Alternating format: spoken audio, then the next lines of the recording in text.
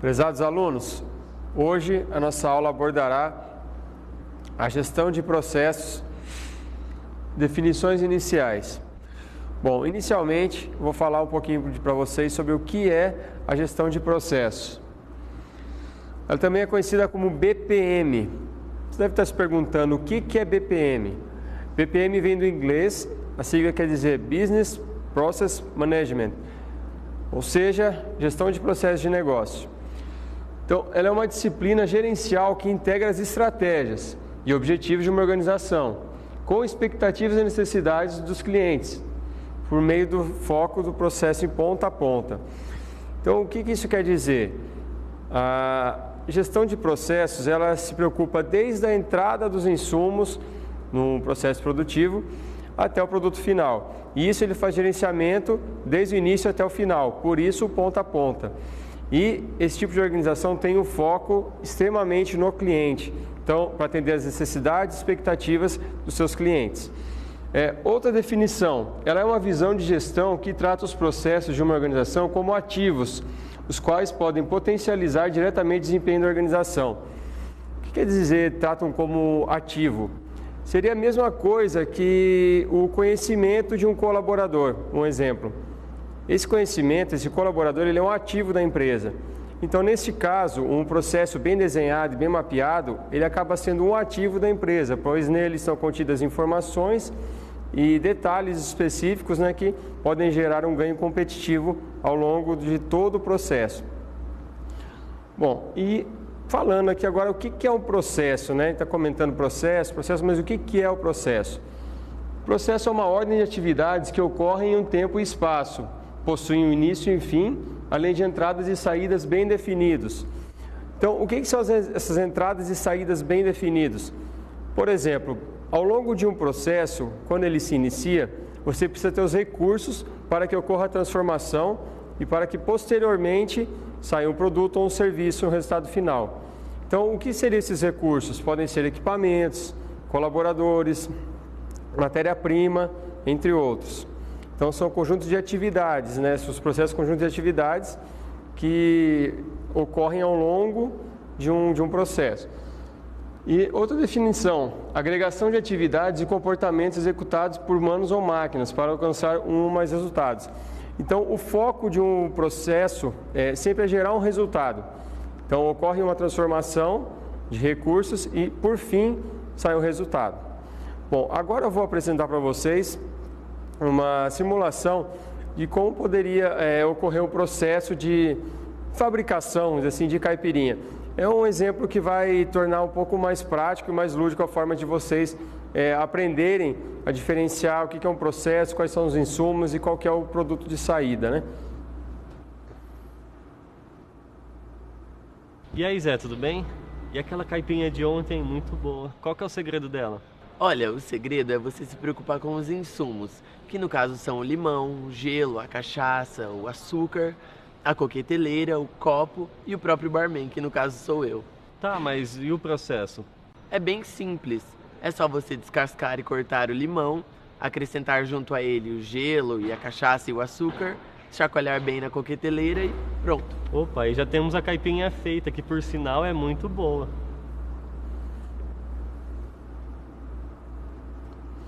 Bom, aqui foi falado sobre o processo de fabricação de uma caipirinha. Mas agora eu vou falar um pouco para vocês sobre a questão da hierarquia de processos. Então, entenda da seguinte maneira. Um processo ele pode ser detalhado de uma maneira mais superficial, como também pode ser detalhado de uma maneira mais profunda. Então, vamos pensar nessa questão do processo da caipirinha. O que seria o macroprocesso no ambiente onde é feita uma caipirinha? Vamos pensar um bar. O macroprocesso seria todas as atividades, todos os processos que um bar ou um restaurante ele tem inserido dentro dele. Por exemplo, a parte do bar, a parte da cozinha, o produto, no caso um almoço, uma coisa assim. Então, isso seriam os processos. Abaixo disso, nós temos os subprocessos. Pegando essa questão da caipirinha. A caipirinha, ela está dentro do processo do bar. Então, ela é um subprocesso do bar. Agora, se quiser detalhar um pouquinho mais, vamos pensar na questão da atividade. A caipirinha está dentro do processo do bar e nós vamos falar sobre a atividade específica de corte do limão. Então, vocês estão vendo que nós estamos aprofundando um pouco mais a análise. Então, chegou no corte do limão, nós temos ainda uma tarefa, a gente pode ainda detalhar a tarefa. Como que vai ser cortado esse limão? Esse limão tem que ser cortado de uma maneira reta, qual o instrumento que vai utilizar, quanto tempo que demoraria. Aí isso daí a gente já entra em outra sub-área da engenharia de produção, que é a engenharia de métodos. Qual a importância da gestão de processos? Adaptação às constantes mudanças de mercado. Como os processos estão detalhados, está tudo bem definido, os colaboradores bem treinados, a velocidade que uma empresa, uma organização consegue se adaptar às mudanças de mercado, ela é maior do que numa organização que não tem a gestão por processos. O controle desses processos. Então, são definidos ao longo de cada um dos processos as entradas e as saídas, e nesse espaço de tempo são gerados resultados. Então, ao fim de cada processo e início de outro, nós temos indicadores e metas a serem medidos e gerenciados. Medição do desempenho dos processos através da definição dos indicadores, como eu acabei de falar para vocês. Então, esses indicadores, eles podem ser 1, 2 ou 3 por processo. Isso depende de cada organização, o que ela acha interessante medir. Por fim, a agilidade na implementação de melhorias. Então, com os processos bem mapeados, os colaboradores bem treinados, as melhorias, elas são mais rápidas de serem implementadas, elas são mais fáceis de serem visualizadas, através do estudo do processo e do treinamento dos seus colaboradores. Agora eu faço um pouquinho sobre o guia BPM CBOK, que ele é um guia, ele dá uma base para a implementação da gestão de processos. Ele é um corpo de conhecimento na gestão de processos de negócio. Contém a apresentação do detalhamento de cada uma das fases para a realização de um projeto de gestão de processos ideal. Então, não quer dizer que esse guia ele tem que ser seguido à risca. Ele pode se adaptar à realidade da empresa e à realidade do mercado. Então, há atividades presentes nesse guia em que são essenciais de serem executadas em alguma empresa específica, já outras não são tão importantes. Então, fica a critério de cada gerência, de cada colaborador, seguir à risca esse guia ou não. E algumas informações essenciais para a implementação da gestão de processos de negócio. Contexto do processo. O que quer dizer esse contexto? Ele quer dizer o escopo, tudo o que está relacionado a esse processo. Sejam eles as entradas, que seriam os recursos, os inputs, as saídas, os fornecedores, os clientes, enfim, tudo que participa desse processo. As transições de estado. Pode ocorrer de uma etapa para outra, o produto mudar. Então, essa questão da transição ela tem que ser muito bem acompanhada. Os eventos de negócio. Podem ocorrer eventos externos à empresa que não são controlados pela organização, como também eventos internos. A empresa, no caso, o gestor do processo tem que estar preparado para esses acontecimentos. A decomposição de processo, que foi aquela questão que eu falei para vocês, da hierarquia de processos, Você vai decompondo as atividades de forma a elas ficarem mais detalhadas e mais específicas. Requisitos do cliente, importantíssimo. A identificação do que é importante, do que é essencial para o cliente em relação àquele produto que está sendo produzido. A estrutura organizacional e definição das funções e responsabilidades. Então, quem responde para quem? Como é a questão do desenvolvimento dessas atividades? Quem que vai gerenciar aquilo? Para quem o colaborador que está executando vai se reportar? Toda essa questão também é interessante analisar. E as funcionalidades dos sistemas de informação.